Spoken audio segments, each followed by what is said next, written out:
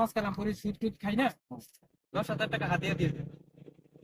আসসালামু আলাইকুম ভাই। ওয়ালাইকুম আসসালাম ভাই, আমি তো ভাই এই তো ভাই ভালো আছি, আপনি কেমন আছেন? আলহামদুলিল্লাহ ভালো আছি গেছিলেন কই?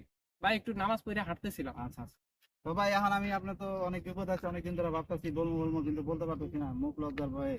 আসলে আমার কিছু টাকা লাগে, 50,000 টাকা লাগে। আচ্ছা ভাই, তো ঠিক আছে ভাই, টাকা যেহেতু লাগবে ভাই, আপনি তো জানেনই, ঠিক আছে। তো আসলে ভাই আমি তো নামাজ কালাম পড়ি, সুদ টুদ খাই না, তো 50,000 টাকায় ভাই আপনি আমার 10,000 টাকা হাদিয়া দিয়েন মাস শেষে, তাহলে ইনশাল্লাহ আমি আপনাকে টাকাটা দিয়ে দেবো। কারণ সুদ খাওয়া হারাম ভাই ইসলামে, সুদ তো খাওয়া যাবে না ভাই, ঠিক আছে।